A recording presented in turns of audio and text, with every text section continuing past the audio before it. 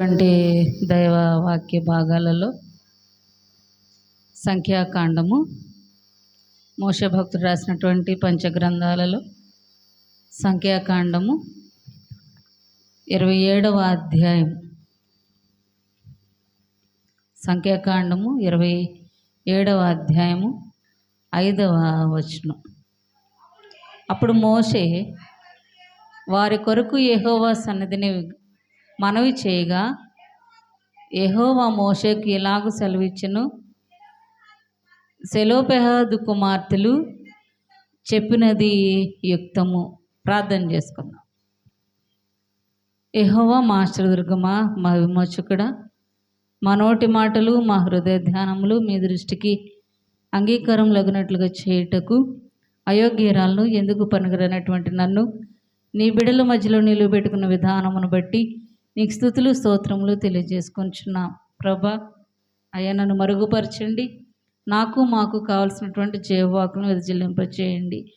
వినగలిగినటువంటి చెవులను గ్రహింపచేసుకోగలిగినటువంటి మనస్సు మాకందరికీ ప్రసాదింపచేసి మా అందరి ద్వారా నీవే మహిమ ఘనత పొందుకొనమని అతి శీఘ్రంగా రానైనా యేసుక్రీస్తు శక్తిగల నామమున అడిగి వేడుకొంచున్నాము మా కన్న తండ్రి, ఆమేన్. మన తండ్రి అయిన దేవుని నుండి, ప్రభు అయిన యేసుక్రీస్తు నుండి కృపయు సమాధానము మీకు కలుగునుగాక, ఆమేన్. ఇటు ఆధిక్యతనిచ్చినటువంటి త్రియేక దేవునికి ముందుగా నా వందనాలు తెలియజేసుకుంటున్నాను. అదే రీతిగా అవకాశం కల్పించినటువంటి గురుమండల అధ్యక్షులు వారికి, పాస్టమ్ గారికి, సిఆర్ గారికి, పెద్దలకు, ఇచ్చేసినటువంటి మీకు అందరికీ కూడా ఈ స్త్రీల ఆదివారము లేదా పునరుత్థాన శుభాభివందనాలు తెలియపరుచుకుంటూ ఉన్నాను. ప్రియ దేవుని బిడ్డలారా, నేను మీ మధ్యకు 3వసారి వచ్చాను. గుర్తున్నాను. నేను రెవరెండ్ శామ్యుల్ రవికుమార్ గారు టైంలో నేను 2 టైమ్స్ మీ మధ్యకు వచ్చినాను. మరి ఒకసారి దేవుడు తమ్ముడు బట్టి ఆయన ద్వారా నాకు ఇచ్చినటువంటి గొప్ప అవకాశముగా మరలా మీ మధ్యకు నన్ను ఆహ్వానించిన విధానాన్ని బట్టి మీకు అందరికీ కూడా మరి ఒకసారి వందనాలు తెలియపరుచుకుంటున్నాను. మన యొక్క ఏఎల్సీలో ఈ యొక్క స్త్రీల ఆదివారము ఈస్టర్ తర్వాత జరిగేటువంటి ఆదివారాల్లో 2వ ఆదివారము లేదా 3, 4 ఆదివారాలు స్త్రీల ఆదివారాలుగా మనం జరుపుకుంటాం. తల్లుల ఆదివారాలుగా మనకి ఇచ్చినటువంటి అంశము యుక్తమైన కోరిక. ఈ దినాలలో స్త్రీలు చాలా విధాలుగా వృద్ధి పొందారు కదండి. వంటగదికే పరిమితం కాకుండా పొలం పనులు నుంచి మొదలుపెట్టి అంతరిక్షయానం వరకు కూడా మంచి ఉన్నతమైనటువంటి స్థితి దేవుడు గొప్ప ఆధిక్యత స్త్రీలకు అందించినటువంటి విషయం మనకు తెలుసు. అంతేకాకుండా త్రియేక దేవుడు కూడా స్త్రీకి చాలా గొప్ప ఆధిక్యతను అనుగ్రహించాడు. ప్రారంభంలోనే ఆదికాండంలో మనం గమనిస్తే పురుషుని మంటితో చేస్తే స్త్రీని దేంతో చేశాడండి? దేంతో? ఎముకను తీసి దృఢమైనటువంటి విధానం కదా. ఎముక ఏమన్నా ఇరుగుతుందా?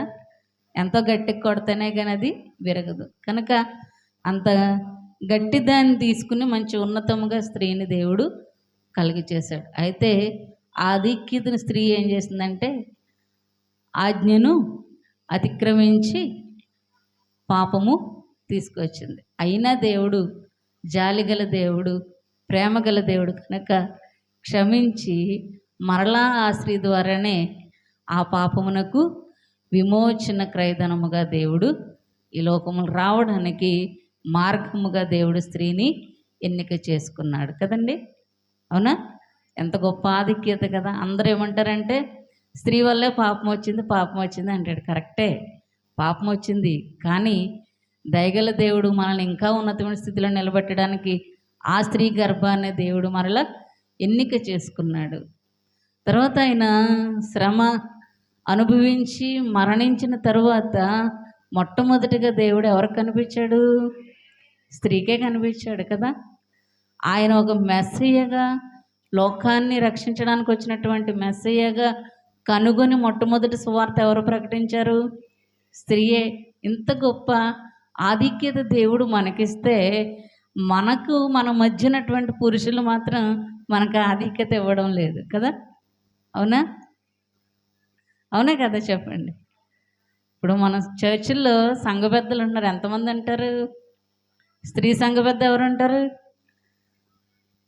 అడగ్గా వీళ్ళు బాధపడలేకపోతున్నారా బాబు అని ఒకటి ఇస్తారేమో, అది స్త్రీ కోఆప్షన్, విమెన్ కోఆప్షన్ ఇస్తారు అంతే తప్ప పీసీసీలో నిలబెట్టరు మనల్ని కదా.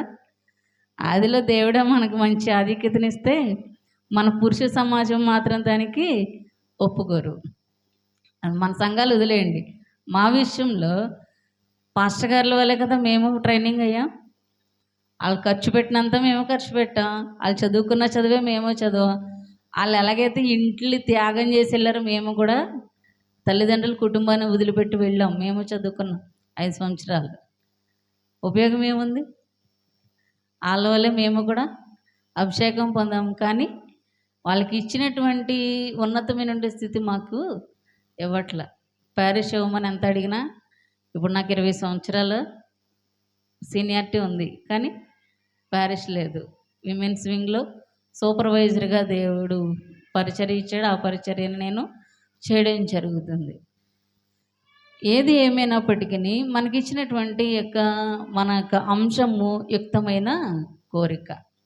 ఈ కోరిక మనము చూస్తే సెలోపేదు కుమార్తెలు 5. తన తండ్రికి కుమారులు లేరు కనుక యోసేపు గోత్రంలో ఉన్నటువంటి వీళ్ళకి ఆస్తి కావాలని ఆశపడ్డారు.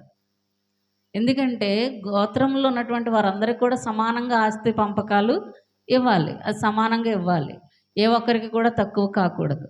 అయితే ఇద్దరికి పురుషులు లేరు, కొడుకులు లేరు. కొడుకులు లేనప్పుడు మరి ఆస్తి ఏమైపోతుంది? తక్కువైపోతుంది కదా. అంటే వేరే వేరే వాళ్ళు పనిచేసుకుంటారు. కానీ ఈ స్త్రీలు ఏం చేస్తారంటే, నా తండ్రికి మగపిల్లలు లేరు కనుక నా తండ్రికి సంబంధించిన ఆస్తి అంతా కూడా మాకు కలగాలని చెప్పి మోషే భక్తుని దగ్గరకు వచ్చి గోజాడినప్పుడు మోషే యెహోవా సన్నిధిలో మొరపెట్టగా యెహోవా దేవుడు వారు కోరుకునేటువంటి కోరిక యుక్తమైనదిగా దేవుడు ఎంచి ఏం చేశాడండి? ఆస్తిని అంతా కూడా పంచమని చెప్పాడు.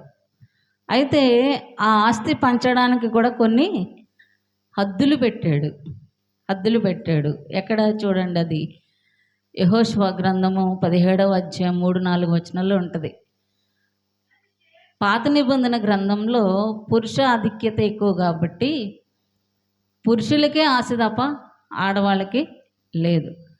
మనకి ఇంచుమించు ఎప్పుడు 1986 ఆ టైంలో ఎన్టీ రామారావు గారు తీసుకొచ్చారు, ఆడవాళ్ళకి కూడా ఆస్తిలో సమాన హక్కు ఉంది. అది ఎవరికి సంబంధించింది? తాతల ఆస్తి కాదు, అమ్మ పేరు మీద ఉన్న ఆస్తి అంతా కూడా ఆడవాళ్ళకే చెందుతుంది కదా. ఈరోజుకి అమ్మ చనిపోతే అమ్మకున్న బంగారం, అమ్మకు సంబంధించింది ఏదైనా మాకు వస్తుందని మనం పోరాడడానికి ధైర్యంగా ముందుకెళ్ళగలుగుతున్నాం.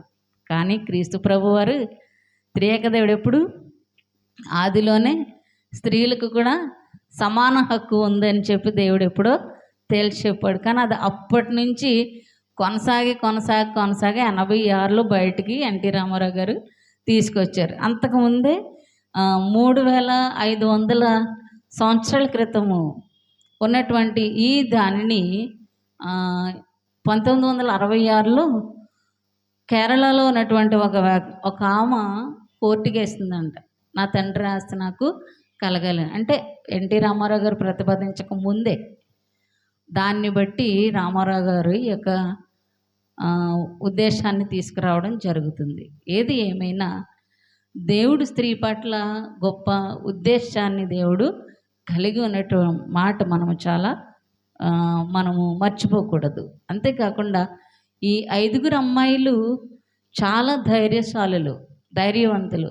ధైర్యం లేకపోతే, ఎందుకంటే ఆ దినాల్లో సూర్యోదయం చూడలేనటువంటి దుస్థితి, అంటే స్త్రీ అసలు బయటకు వచ్చే పరిస్థితులు కాదు.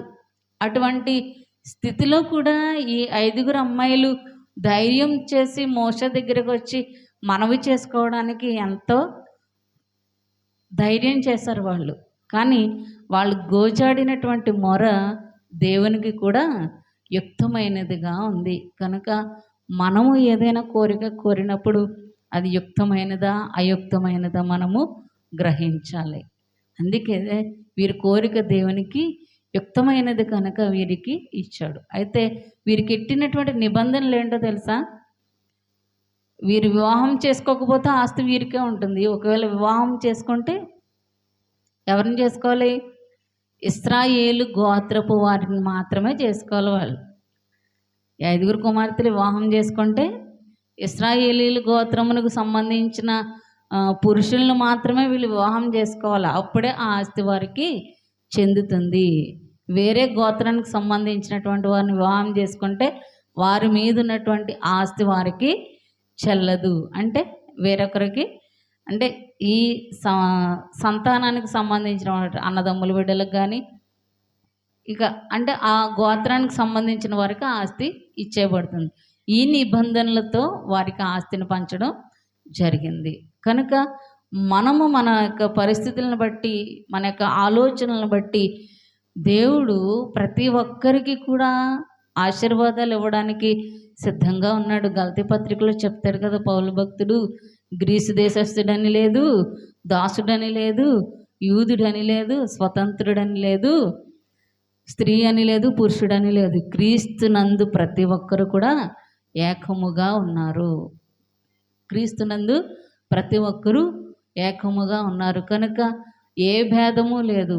అందరూ కూడా దేవుని యొక్క కుమార్తెలముగా దేవుడు పరిగణించాడు. కొరింథీయులు రాసినటువంటి 2వ పత్రిక 6వ అధ్యాయంలో తెలియపరుస్తారు కదా, మనము దేవుని ఆలయం ఉన్నామని చెప్పి ఎరిగి కూడా ఆయన ఏమని చెప్పాడండి?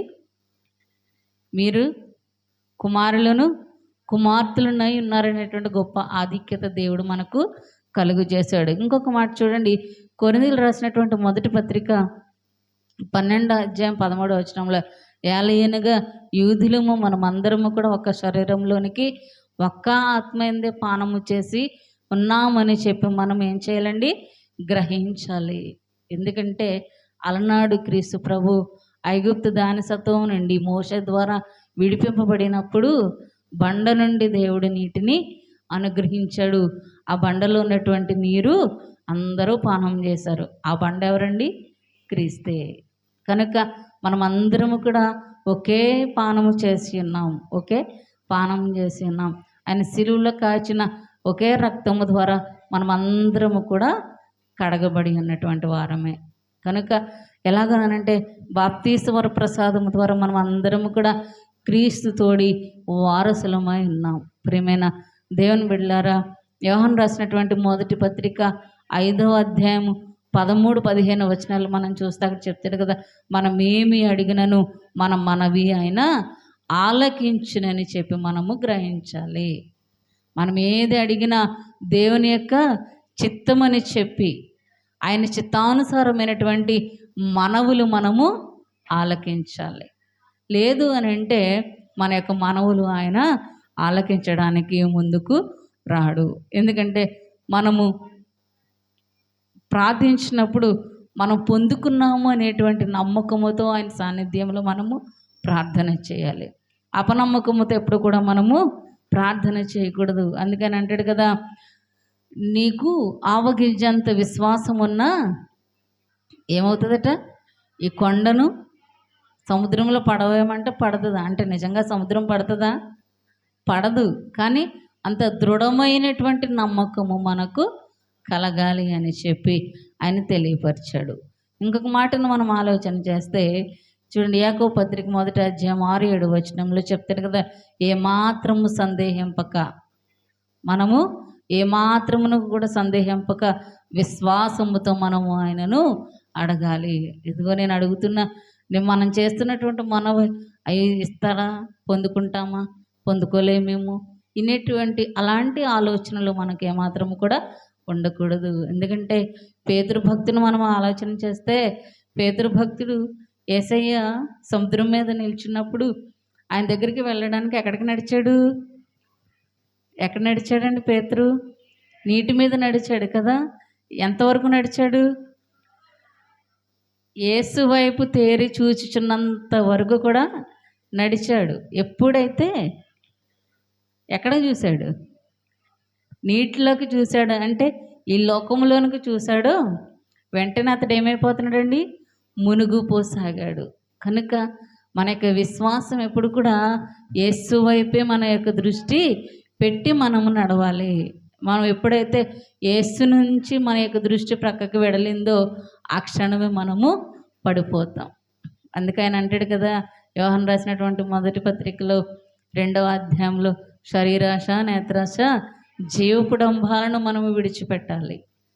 వీటిని కనుక మనం విడిచిపెట్టకపోతే మనం ఎంత దేవుని బిడ్డలమని మనం చెప్పుకుంటున్నా ఉపయోగం ఉండదు. అందుకే ఆయన ఇంకొక మాట చెప్తాడు కదా, కీర్తనల గ్రంథము 86వ సంకీర్తనలు ఉంటుంది కదా, ఆయన ఏక దృష్టి కలుగు చేయము అంటాడు.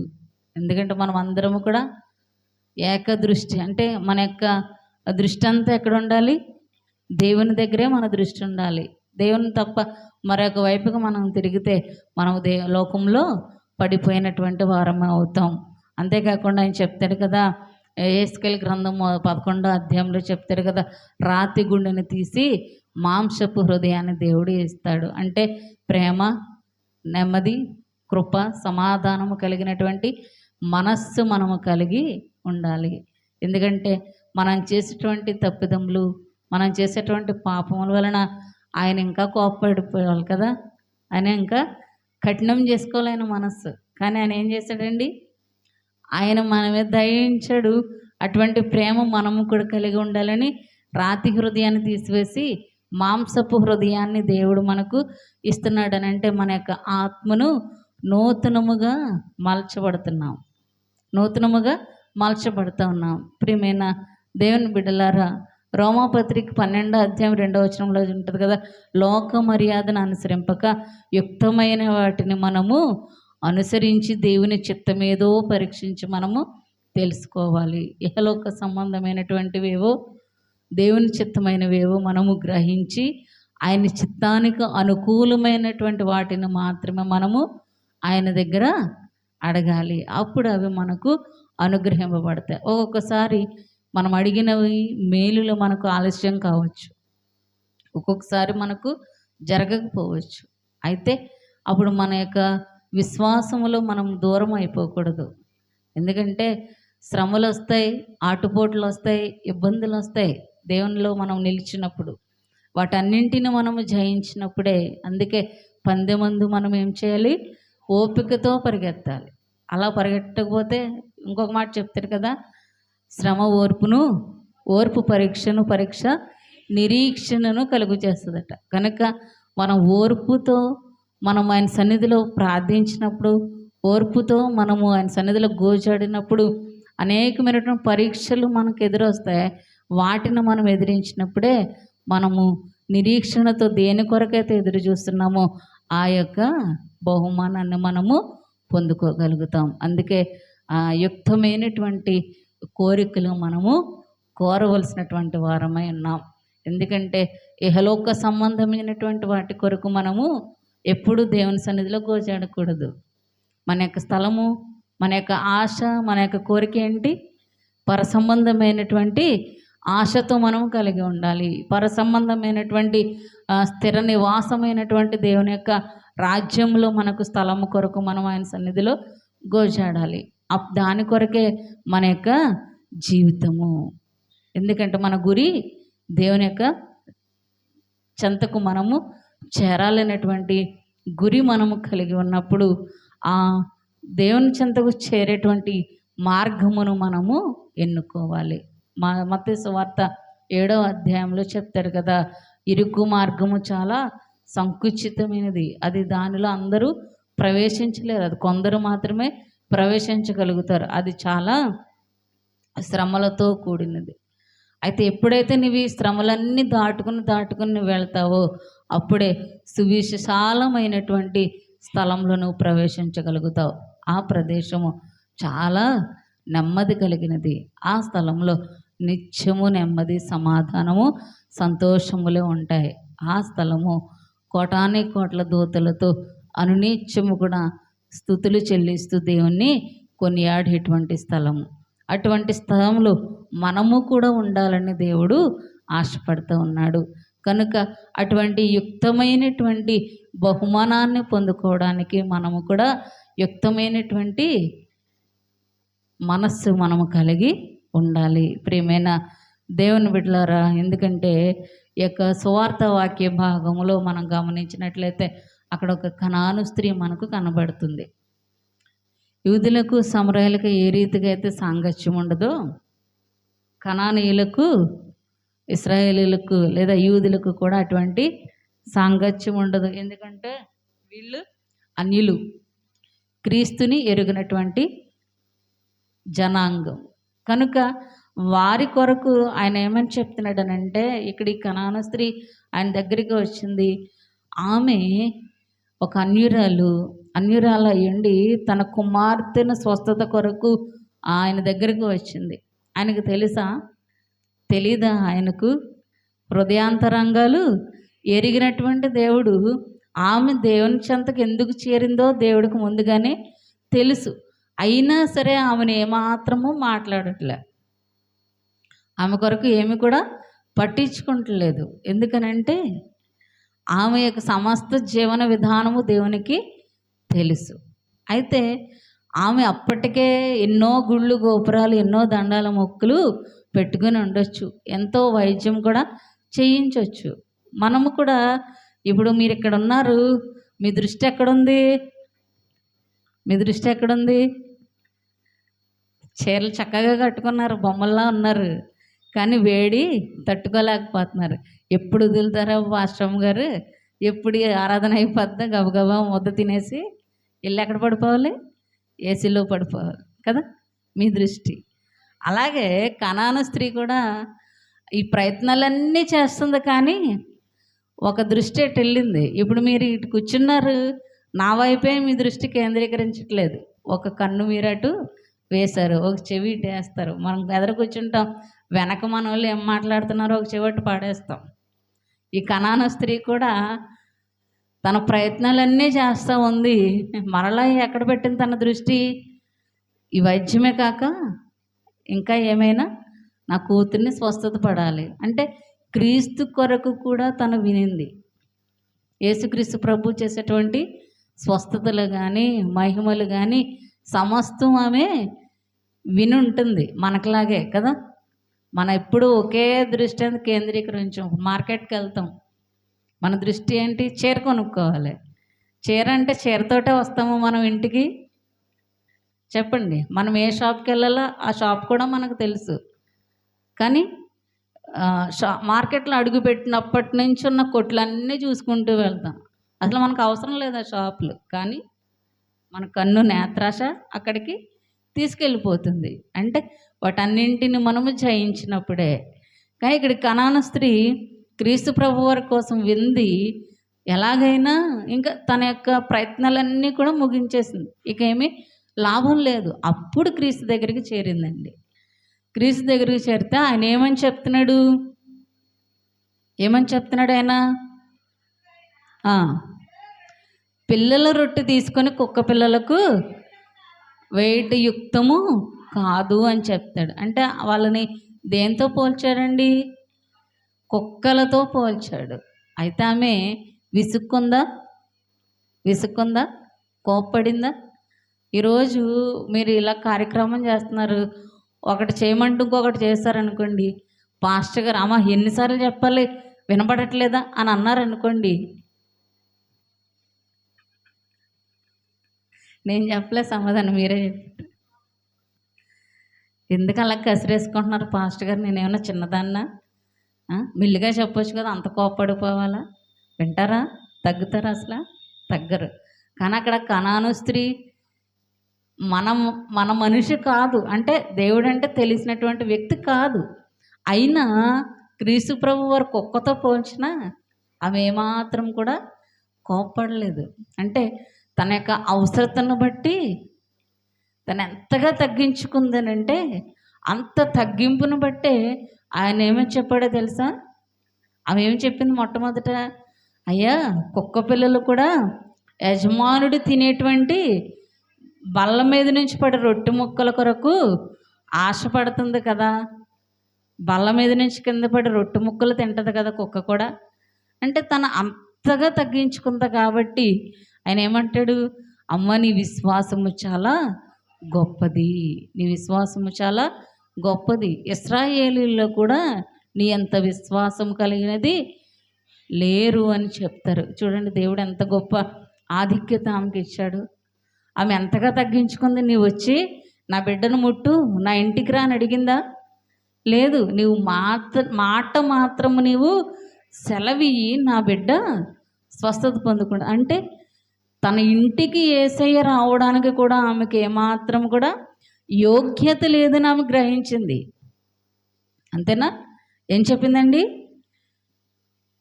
యేసయ్య ఆమె ఇంటిలో ప్రవేశించడానికి కూడా ఆమెకి ఏమాత్రము యోగ్యత లేదని గ్రహించి ఆయన పాదాల చెంతకే వచ్చి మాట మాత్రం సెలవి, నా కుమార్తె అక్కడ స్వస్థత పొందుకుంటుంది.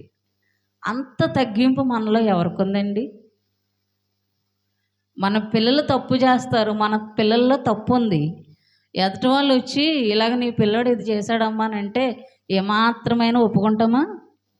నా పిల్లోడిని, మీ పిల్లోడిని కొట్టాడంటే మీ వాడు ఏం చేశాడో అడిగావా? వెంటనే ఎరా ఎందుకు కొట్టావు అని అడుగుతామా మనం? అడగం. మీ వాడు ఏం చేశాడు, మీ వాడు ఏం చేయకపోతే మా పిల్లోడు ఏం చేస్తాడు? కొట్టాడు అని అంటే ఏదో చేసి ఉంటాడు కదా. తిరిగి మనం వాళ్ళనే ఎదురు మాట్లాడతాం. ఈ కనాను స్త్రీని ఎంత హీనంగా చూసినా, ఎంత తగ్గించి చూసినా ఆమె ఏమాత్రం కూడా హెచ్చుకుపోయి విడిచి పెట్టి వెళ్ళలేదు. ప్రియమైన దేవుని బిడ్డలారా, మన యొక్క జీవితాల్లో కూడా అటువంటి విశ్వాసము, అటువంటి పట్టుదల, అటువంటి నమ్మకము మనము కలిగి ఉండాలి అని చెప్పి నేను మీకు జ్ఞాపకం చేస్తూ ఉన్నాను. ఎందుకంటే ఆ యొక్క పాఠ్య గ్రంథాలలో అనేక మంది స్త్రీలు ఉన్నారు. అనేక మంది స్త్రీలను దేవుడు ఎంతో ఉన్నతమైనటువంటి స్థితిలో పెట్టాడు. ఈరోజు నీవు నేను ఆ స్థితిలో మనం ఉన్నామా? కొంతమందిని మనం జ్ఞాపకం చేసుకుంటే సమూయేలు రాసినటువంటి మొదటి పత్రిక మొదటి అధ్యాయంలో మనకు హన్నా కనబడుతూ ఉంటుంది. హన్నా ఏం చేసిందండి? ఆమె యొక్క కోరిక, నాకు అది ఇది అని అడిగిందా? ఒకే ఒక్క కోరిక కోరింది. ఏంట కోరిక? నాకు ఒక మగబిడ్డని ఇవ్వు అని అడిగింది కదా. నాకు ఒక కుమారుని, మరలా కుమారుని ఎక్కడ ఇస్తానంది? నీకే సమర్పించేస్తాను. ఎందుకని?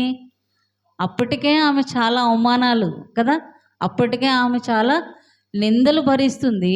ఆ నిందలను బట్టి ఆమె ఏం చేసింది? దేవుని సన్నిధిలో మొరపెట్టుకుంది. ఏమని? నాకొక్క మగబిడ్డని, ఎందుకంటే నా మీదున్న నింద తొలగిపోతుంది, నా మీదున్న నింద తొలగిపోతుంది కనుక ఆ ఇచ్చినటువంటి బిడ్డను మరలా నీకే సమర్పిస్తాను అనుకుంది. దేవుడు ఆమె కోరిక యుక్తమైనదిగా ఎంచాడు కనుక ఆమె కోరినటువంటి కోరిక ప్రకారం ఒక మగబిడ్డను ప్రసాదించాడు. ఇచ్చినటువంటి బిడ్డను తన ఇష్టం వచ్చినట్లుగా పెంచలేదు. ఎలా పెంచిందండి? దేవుడు ఇచ్చాడు, దేవునికి ఇష్టమైన బిడ్డగానే పెంచింది. పాలు మాంచిన తర్వాత అంటే 3 సంవత్సరాలు ఉండొచ్చు అప్పటికే కదా. అప్పుడు దేవుని సన్నిధికి తీసుకెళ్ళి సమర్పించడానికి వెళితే ఏం చేస్తున్నాడండి? బాలుడైనటువంటి సమూయేలు తన తల్లితో పాటు ఆ బిడ్డ కూడా చిన్న పిల్లాడు మోకాళ్ళేసి ప్రార్థన చేస్తున్నాడు. ఈరోజు మన బిడ్డలు అసలు 3 సంవత్సరాలు వదిలేయండి, 5 సంవత్సరాలు, 6 సంవత్సరాలు, 10 సంవత్సరాల వరకు ఉన్నటువంటి పిల్లలు చర్చిలోకి వచ్చి స్కూల్లో మీరు అలా పెడతారా? లేస్ ప్యాకెట్లు, ఫ్రూటీలు, బిస్కెట్లు, చాక్లెట్లు అవి పెడతారా? స్కూల్లోకి ఇస్తారా? వాళ్ళకు ఒక స్నాక్స్ అవర్ ఉంటుంది, అప్పుడే తింటారు, స్కూల్లో తినరు కదా. కానీ మన చర్చిలో ఎలా ఉంటుందండి? ఆ పిల్లోడు తింటే ఆ పక్క పిల్లోడు మా పిల్లోడిని అలా చూస్తూ ఉంటాడు. అది ఎంత బాధాకరం అసలు. అంటే ఒక క్రమం అనేది ఉండదు. చిన్న బాలుడైనటువంటి సమూయేలు తన తల్లి అయినటువంటి హన్నతో దేవుని సన్నిధికి వెళ్ళినప్పుడు మోకరించి తన తల్లితో పాటు తను కూడా ప్రార్థన చేస్తున్నాడు. అందుకే అప్పటి వరకు యాజకత్వం చేస్తే నిండు వృద్ధాప్యం అందినటువంటి ఏలీ కూడా దేవుని యొక్క స్వరము వినలేకపోయాడు. బాలుడైనటువంటి సమూయేలు దేవుని యొక్క స్వరము వినగలిగినటువంటి గొప్ప ఆధిక్యత దేవుడిచ్చాడు. అంటే అంత భక్తి శ్రద్ధలతో పంచిన హన్న ఎంత జాగ్రత్తగా పెంచిందండి దేవుని సన్నిధిలో. మన బిడ్డల కొరకు మనం ఎంత జాగ్రత్త వహించాలి కదా. మన బిడ్డలు వాళ్ళు మనతో ఉన్నంతవరకు ఒకటి, బయటికి వెళ్ళిన తర్వాత వాళ్ళు ఎలాగుంటున్నారో మనకి తెలీదు. కానీ మన బిడ్డలు మన చెప్పు చేతల్లో ఉండాలంటే మనం ఇంటి దగ్గర పెట్టినటువంటి క్రమము విడనాడకుండా ఉండాలనంటే అనునిత్యము కూడా దేవునితోనే వారిని సాంగత్యము మనము చేయాలి. ఇంకొకటి మనం ఆలోచన చేస్తే అబీగయీలు అనేటువంటి స్త్రీ మనకు కనబడుతూ ఉంటుంది. రాజులు రాసినటువంటి సమూయేలు రాసిన మొదటి పత్రిక 25వ అధ్యాయం. ఈమె సుబుద్ధి కలిగినటువంటి స్త్రీ. ఒక లక్షణము దేవుడిచ్చాడు ఆమెకు. ఇంకొకటి ఈమె రూపవశి అని కూడా ఇచ్చాడు. ఆమె చాలా అందగత్తె. అంతేకాకుండా ఆమె గుణము కూడా చాలా మంచిది. అయితే తనకిచ్చినటువంటి భర్త చాలా మొరటోడు. ఆ భర్త పేరు నాబాలు. ఆ భర్తకు ఉన్నటువంటి లక్షణాలు కూడా అక్కడ చెప్పబడింది. వాడు చాలా మూర్ఖుడు అనమాట. అంటే ఎవరి మాట వినడు, మూర్ఖుడు. అంటే పట్టిన కుందేలకి మూడే కాళ్ళు అనేటువంటి వ్యక్తి. అంటే ఉపకారం చేసినటువంటి వారిని కూడా మరిచిపోయేటువంటి వ్యక్తి. అయితే అటువంటి వ్యక్తి కలిగినటువంటి ఈమె చాలా సుబుద్ధి కలిగినటువంటి స్త్రీ. అయితే ఒకరోజు ఆ కథ మనకు తెలుసు. దావీదు నాబాలు యొక్క అవసరతను, అంటే గొర్రెబొచ్చు కత్తిరించు విందులో ఆ పండుగ వేళలో ఆహారం తెమ్మని పంపిస్తే తన శిష్యుల్ని, అసలు దావీదు ఎవడో నాకు తెలియదు, అసలు వాడెవడు, ఎందుకు ఇవ్వాలని చెప్పి అన్నట్టుగా మాట్లాడాడు. దావీదుకు చాలా కోపం వచ్చింది. ఎందుకంటే నాబాలు యొక్క గొర్రెలు సంరక్షణలో దావీదు తన యొక్క పనివారు అందరూ కూడా సహాయం చేశారు. అటువంటి పరిస్థితుల్లో ఇతడు మర్చిపోయి వారికి ఆహారం కావాల్సి వచ్చినప్పుడు ఇతడు ఇవ్వలేదు. అందుకు మహా ఉగ్రుడై ఎలా వస్తున్నాడండి, తననే తన యొక్క కుమారులు నాశనం చేయడానికి వస్తున్నాడు. ఆ విషయం ఎవరికి తెలిసింది? ఎవరికి తెలిసిందండి? అబీగయీలుకి ఒక సేవకుడు వచ్చి చెప్పాడు, ఆమా దావీదు చాలా కోపంతో వస్తున్నాడు, ఇలా నీ భర్త ఇలా అన్నాడని చెప్తే, చూడండి తనకు ఆలోచన ఎంత షార్ప్గా ఉందో. మనమైతే బాబు ఏం చేయాలి ఏంటని మన ఇంటి పక్క వాళ్ళని, పొరుగు వాళ్ళని అందరిని పిలుస్తాం, దేవుని సన్నిధిలోకి వెళ్ళి మొరపెట్టాం, మొత్తం చుట్టూ అందరిని పిలిచి అందరి సలహాలు తీసుకుంటాం. కానీ ఆమె యొక్క ఆలోచన విధానం చూడండి, వెంటనే స్పందించింది. అసలు ఆ ఆలోచన ఎలా వచ్చిందో తెలీదు. తను వెంటనే తన పనివారందరినీ పిలిచి గాడిదల మీద అప్పటికప్పుడే ఆహారము, దావీదు ఎప్పటి వరకు ఆ యొక్క లోయల్లో ఉంటాడో తనకు ఎంతవరకు ఆహారం అవసరమో అంత ఆహారము, అంజూరు పాడలు, ద్రాక్షరసము, ఇంకా రొట్టెలు, ఇవన్నీ కూడా సమకూర్చి నాబాల్ దగ్గరికి రావాలంటే 2 మార్గాలు ఉన్నాయి. అంటే కొండ అటు ఇటు మార్గాలు. ఒక మార్గం గుండా ఆహారపు అన్నీ పంపించింది, ఒక మార్గము గుండా అబీగయీలు వెళ్తుంది. ఎందుకని? ఒకవేళ దావీదు అటు మార్గము గుండా వెళ్తే ఈ గాడిదల మీద ఉన్న ఆహారం చూసి అసలు ఇది ఎవరు పంపించారు, ఇది ఎక్కడి నుంచి వస్తుంది, వాళ్ళని అడిగి మాట్లాడతాడు కదా, కొంచెం సమయము వెచ్చించవచ్చు. కనుక ఈ లోపల అబీగయీలు వెళ్ళి దావీదుని కలవచ్చు. ఒకవేళ దావీదు ఈ మార్గం గుండా వస్తే ఈమె ఎదుర్కోవచ్చు. తన యొక్క ఆలోచన చూడండి ఎంత యుక్తముగా ఆలోచించిందో. అప్పటికప్పుడు తనకు ఆ ఆలోచన ఎందుకు వచ్చిందో అంటే ఆమె ఎంతగా దేవుని సన్నిధిలో ధ్యానించిందో ఒకసారి ఆలోచన చేయండి.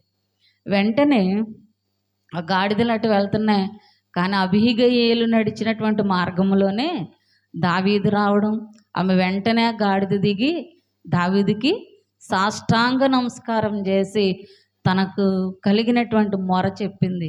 నా భర్త చాలా మూర్ఖుడే, కానీ క్షమించమని మనవి చేసినప్పుడు దావీదు యెహోవా దృష్టిలో నెమ్మది పొంది ఆ యొక్క వచ్చేటువంటి నిత్య నాశనాన్ని ఆమె తప్పింపచేసింది. కనుక మనకు కూడా అటువంటి భయంకరమైనటువంటి ఇబ్బందులు వస్తాయి, అటువంటి ఇరుకులు వస్తాయి. కానీ సమయస్ఫూర్తితో తెలివితో మనము దానిని నెగ్గాలి. అటువంటి జ్ఞానము ఎవరిస్తారండి?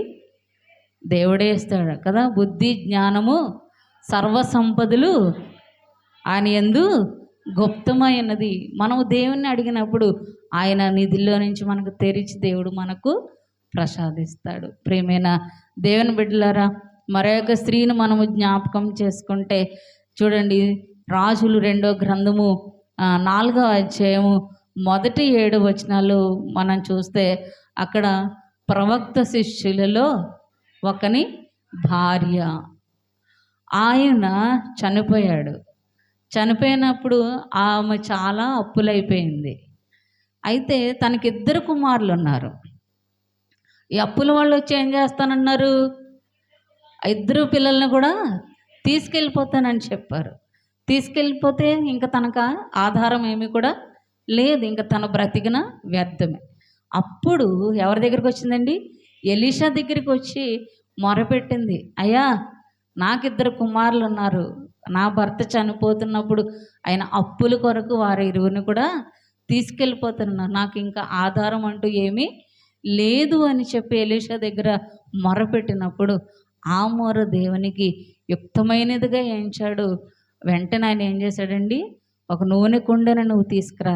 ఆ నూనె కుండలో నుంచి ఒక గ్రామంలో ఉన్న కుండలన్నీ కూడా తీసుకుని వచ్చాడు. ఆ అప్పులు తీరే వరకు కూడా కుండలో ఉన్నటువంటి నూనె ఆగలేదండి. అప్పులు తీరిని వారు బ్రతికి ఉన్నంత వరకు కూడా కుండలో నూనె తరిగిపోలేదు. ప్రియమైన దేవుని బిడ్డలారా, మనం కోరినటువంటి కోరిక యుక్తమైనదైతే దేవుడు వెంటనే దానికి ప్రతిఫలాన్ని అనుగ్రహిస్తాడు. మరొక విషయాన్ని మనం అలా చూస్తే ఇదే రాజుల గ్రంథంలోనే మరొక మాట కనిపిస్తుంది. గనురాలైనటువంటి స్త్రీ, ఆమె ఏం చేసింది? ఒక ప్రవక్తకు తన ఇంటిలో నివాసం ఏర్పాటు చేసింది కదా. ఎలీషా ఏమన్నా అడిగాడా? నన్ను నీ ఇంటికి చేర్చుకొని ఏమైనా పిలిచాడా? లేదు. ఎలీషా అంటే ఒక దైవజనుడు, దేవుని యొక్క బిడ్డగా ఆమె గ్రహించింది కనుక తన ఇంటిలో ఒక స్థానాన్ని ఆమె ఏర్పాటు చేసింది కనుక ఆమె ఆలోచన, ఆమె దైవజనుని ఎడల తనకున్నటువంటి అత్యాశ లేకపోతే ఆసక్తి యుక్తమైనదిగా ఎలీషా ఎంచాడు. దేవుని సన్నిధిలో మొరపెట్టి ఆమెకి ఏమి లోటో ఆ లోటుని దేవుడు అక్కడ తీర్చి ఒక కుమారుని ప్రసాదించాడు. ఆమె ఏమన్నా చెప్పిందా? ఆ క్రింద వచనంలో చెప్తుంది. ఎలీషా దగ్గరికి వచ్చి ఏమని చెప్తుంది? నాకు సంతానం కలుగు చేయాలని నేను అడిగానా నిన్ను? నన్ను ఎందుకు నువ్వు భ్రమలో పెట్టావు? నేనేమన్నా అడిగానా నిన్ను? నాకు బిడ్డలు ఇమ్మని, నాకు బిడ్డలు లేరు, నాకు బిడ్డలని అని అడిగానా?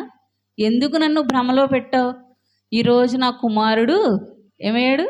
చనిపోయాడు. ఒకవేళ లేకపోయినా పర్వాలేదేమో, నీవు ఇచ్చి నన్ను భ్రమలో పెట్టి ఈరోజు నీవు నన్ను బాధ పెట్టావు అని అడిగితే ఆయన ఏం చేశాడండి?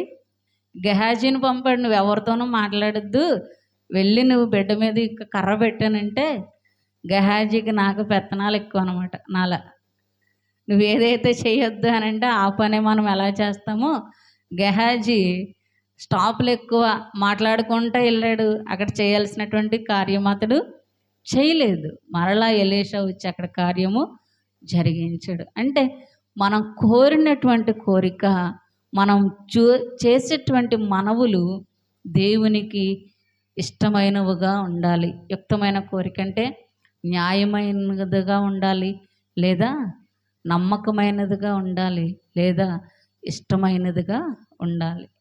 లేకపోతే అవి మనం కోరుకున్న అవి మనకు అనుగ్రహింపబడ్డవు. ఎందుకంటే చూడండి, సామెతల గ్రంథము 11వ అధ్యాయం 23వ వచనంలో చెప్తాడు కదా, నీతిమంతుల కోరిక యుక్తమైనది. అంటే మన దేవుడు నీతిమంతుడు కదండి. ఆయన నిరపరాధి, ఏ పాపము లేనటువంటి వాడు. ఆయన నీతిమంతుడు కనుక ఆయన బిడ్డలమైనటువంటి మనము, ఆయన యొక్క స్వరక్తాన్ని ఇచ్చి కొనబడినటువంటి మనము కూడా నీతిమంతులముగా తీర్చబడాలి. అప్పుడే మన కోరికలు యావత్తు కూడా వ్యక్తమైనవిగా దేవుడు ఎంచుతాడు అని చెప్పి సొలొమోను భక్తుడు తెలియపరుస్తున్నాడు. అంతేకాకుండా కీర్తనల గ్రంథంలో 145వ సంకీర్తన 18వ చరణంలో చెప్తాడు కదా, తనకు నిజముగా మొరపెట్టు వారికి ఆయన సమీపముగా ఉన్నాడు. మనము నిజముగా ఆయన సన్నిధిలో గోజాడి మొరపెట్టినప్పుడు మనం మొర ఆలకించడానికి ఆయన సమీపముగా ఉన్నాడు కనుక మనం ఏమాత్రము కూడా భయపడన అవసరం లేదు. ప్రతి ఒక్క మనవి కూడా దేవుడు ఆలకించడానికి సిద్ధంగా ఉన్నాడు. అందుకే మరొక మాటను నేను జ్ఞాపకం చేసి ముగించుకుందాం. లూకా సువార్త 10వ అధ్యాయం 41వ వచనంలో చెప్తాడు కదా, మరియా ఉత్తమమైన దానిని ఎన్నుకుంది. బేతనే మరియా ఏం చేసిందండి? ఉత్తమమైన దాన్ని ఎన్నుకుంది. ఉత్తమమైనది ఏది? దేవుని యొక్క పాదాల చెంత ఆమె స్థలము ఏర్పాటు చేసుకుంది. అదే మరియా యోహాను శుభవార్తలో వచ్చేసరికి అక్కడ అదే కార్యము 4 సువార్తల్లో కూడా తెలియపరచబడింది. ఏంటి ఆ కార్యము? ఆమె అచ్చ జటామాంసపు అత్తరుతో యేసుని అభిషేకించింది. అభిషేకించడంలో తనకున్నటువంటి కోరిక నెరవేర్చబడింది. అంటే అది ఏ కార్యం నిమిత్తం చేయగలిగింది? ఆయన భూస్థాపిత నిమిత్తం ఆ కార్యము చేయబడింది కనుక ఆయన చెప్తాడు, నువ్వేమాత్రము కూడా తొందర పెట్టొద్దు ఆమెను. ఆమె చేస్తున్నటువంటి కార్యము మంచిది, అంటే ఆమె చేస్తున్నటువంటి కార్యము యుక్తమైనది కనుక ఆమె చేస్తున్నటువంటి కార్యాన్ని బట్టి ఈ సువార్త ఎక్కడ చెప్పబడినా ఆమె చేసినటువంటి కార్యము కూడా జ్ఞప్తికి వస్తుంది అని చెప్పి గొప్ప వాగ్దానాన్ని ఆ మరియ పట్ల దేవుడు ఇచ్చాడు. కనుక నేను కూడా చేయాల్సినటువంటి కార్యములు యుక్తమైనవిగా ఎంచితే దేవుడు మనం ఎక్కడికి వెళ్ళినా మనలను దేవుడు ఘనముగా నిలబెడతాడు. నేను ఘనముగా ఎంచి ఈ లోకంలో పేరు ప్రఖ్యాతులు ధనధాన్యాదులు సంపాదించుకున్నవి క్షయమైపోతాయి. కేవలం అక్షయమైనది దేవుని యొక్క ఆశీర్వాదాలే. కనుక దేవుని చేత మనము మెప్పు ఘనత పొందుకునేటువంటి స్థితిలో మన క్రియలు ఉండాలని చెప్పి నేను తెలియపరుస్తూ ఉన్నాను. మరి ఒక మాట కీర్తనల గ్రంథం 107వ సంకీర్తనలో ఉంటాడు కదా, ఆశ కలిగిన ప్రాణాన్ని తృప్తిపరిచేటువంటి దేవుడు. ఇక్కడ సెలోపెహేదు కుమార్తెల 5 కూడా తన తండ్రి యొక్క ఆస్తి గురించి ఆశపడ్డారు. ఆ ఆశ యుక్తమైంది కనుక దేవుడు వారికి ఆ కోరికను తీర్చగలిగాడు. కనాను స్త్రీ చేసినటువంటి మొర తన కుమార్తె కొరకు తగ్గించుకుని పట్టు విడువక గోచాడి మొరపెట్టింది కనుక ఆమె యొక్క కోరిక యుక్తమైంది కనుక దేవుడు ఆమెకు తన కుమార్తెకు స్వస్థతను దేవుడు కలుగు చేశాడు. కనుక స్త్రీలమైనటువంటి మనము మన సంఘంలో ఇర్మియా ప్రవక్త చెప్తాడు కదా, రోదన చేయ స్త్రీలను మీరు కనుగొనండి. ఇంకేం చెప్తున్నాడు? వారికి ఒకవేళ అంగలార్పడం రాకపోతే, అంటే ఏడ్చి కన్నీరు పెట్టి ప్రార్థన చేయడం రాకపోతే వారికి మీరు అంగలార్పు విద్యను మీరు నేర్పండి అంటాడు. కనుక మనము మన యొక్క సన్నిధిలో కన్నీరు విడిచిచు మనం ప్రార్థించినప్పుడు మన కుటుంబ రక్షణార్థము, మన సంఘ అభివృద్ధి కొరకు, మన గ్రామ శ్రేయస్సు కొరకు మనం అనునిత్యము కూడా ప్రార్థిస్తే అలనాడు ఇశ్రాయేలీల్లో అంగలార్చేటువంటి స్త్రీలను కాదు, ఈరోజు మన లూథరన్ చర్చ్ స్త్రీలను ఎవరికి ఎక్కరున్నా అమ్మ మా కొరకు మీరు ప్రార్థన చేయండి అనేటువంటి గొప్ప పిలుపు దేవుడు మనకు ఇస్తాడు. అలా ఉండడానికి పరిశుద్ధాత్మ దేవుడు మనకు సహాయం చేసి నడిపింప చేయనుగాక. ఆమేన్.